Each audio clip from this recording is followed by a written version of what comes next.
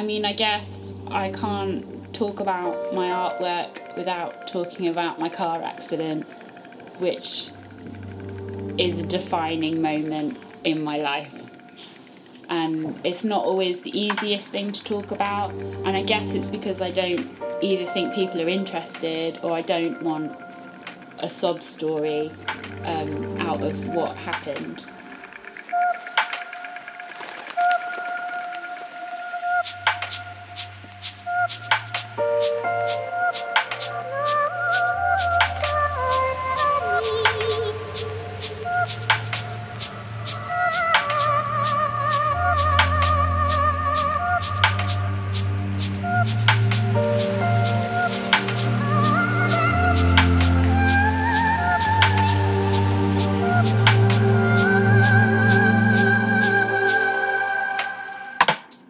As a kid, I think I've always drawn. Like, I can't remember a time when I haven't.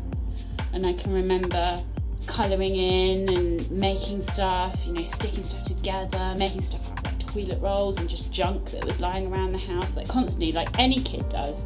And I think as children, you learn sort of mark making before you even really learn like language.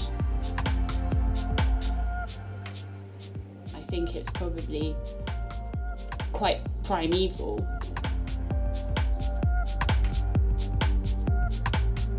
And I never wanted to be the Disney princess. I always wanted to know how to get into a job doing that. That's what I wanted to do. I just wanted to create stuff.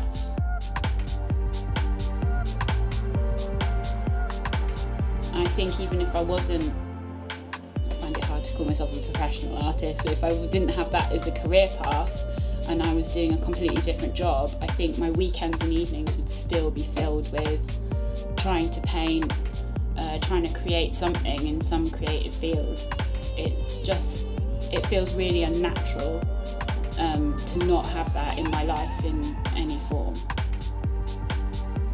And I think that's how I've progressed to this, is just not quitting, just constantly doing it, sometimes sacrificing, like going out and seeing friends and things because I want to finish a picture or I want to start a new creative project. And it's a bit like therapy, I guess. It helps me de-stress and deal with things I've gone through, and it's just another way of being able to express yourself without having to actually say stuff.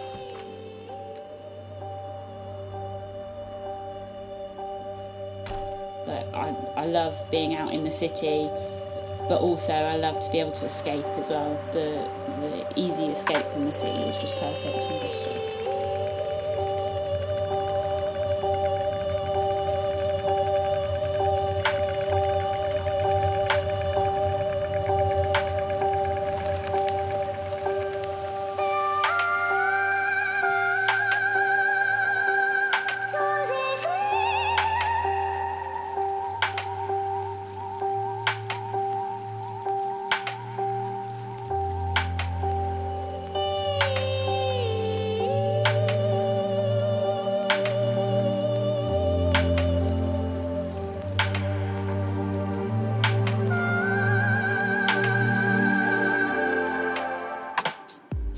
I mean, Chris is an artist himself, and when I met him, he was living in London, and I remember him coming up to me and talking to me like about my tattoos and he was an artist, and I remember thinking like, yeah, right buddy, see you later, I'm not really interested. And then later on in the evening, like, I bumped into him again and we just chatted, and we've just been with each other for 10 years now. We've been married for nearly 4 years, and we're just like best friends. We get to do this great creative thing together, and I think it works because we both deeply love what we do, and we both understand that we can be selfish. So we can be working in the same environment under the same roof, and we may only see each other to flick the kettle on like every few hours and have a cup of tea, but it works because we both get that this isn't just a job for us, this is our passion, and we can both be selfish with it, and the other one is completely fine with that.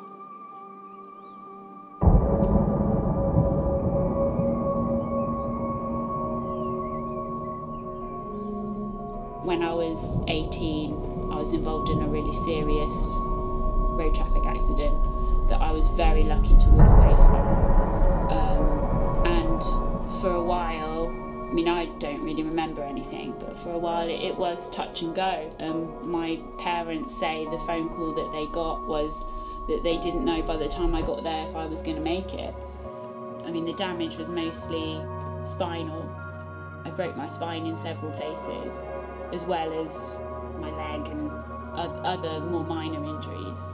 And it has defined, from that moment when I was 18, that has defined everything else in my life, whether it's been good decisions or bad decisions. But now I am where I am in my life, I have let it define me in only a positive way. When it first happened, it was a good excuse to use it to not do things positively. It was a good excuse to go, I'm going to get drunk, and I'm going to self-medicate, and I'm going to make bad choices, and I'm going to hang out with people that don't really give a shit about me. And it was only through like a few years of, I guess, not really caring about myself or not dealing with it properly, because it's very hard to deal with stuff that happens to you when you're quite young, that eventually I had to say to myself I had to turn it into something positive. From then on, it's been about working really hard, living really cleanly, and just trying to make the most of every day, because at one point there wasn't going to be another day. There wasn't going to be time to do everything that I wanted to in life. And yeah, I think everybody goes through shit. You know, some horrible things happen all the time to people, and I think it does define you. But what you need to do is you need to let it define you in a positive way, and you need to grow from that to create good out of a bad situation.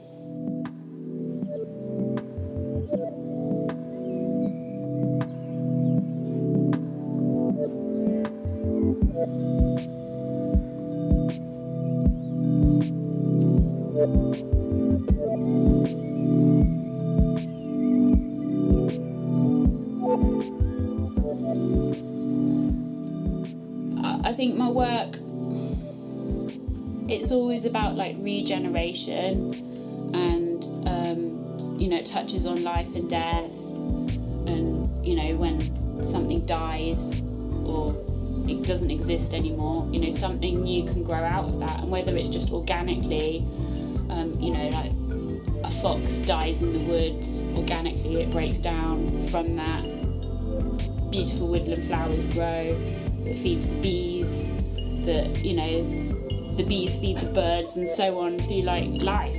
You know, I think we get quite self-consumed as humans, and at the end of the day we're here for such a short time. And I think that's the one thing that my car accident taught me at 18. And I think if it hadn't happened to me, I think I'd be a completely different person.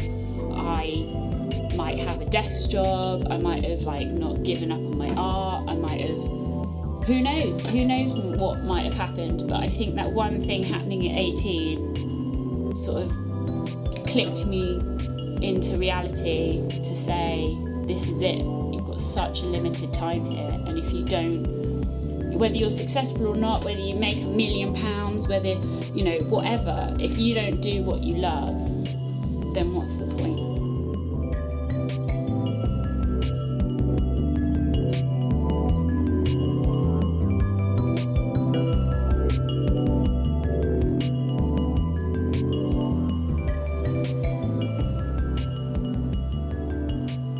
Everybody goes through shit in their life, but sometimes people use that as an excuse to go, I won't work anymore, I'll claim off the estate, I'll get drunk every day, you know, because all this shit has happened to me in my life. And you could do that about anything, but I think it's more gutsy to go, fuck it, I'll turn it around and I'll do something better.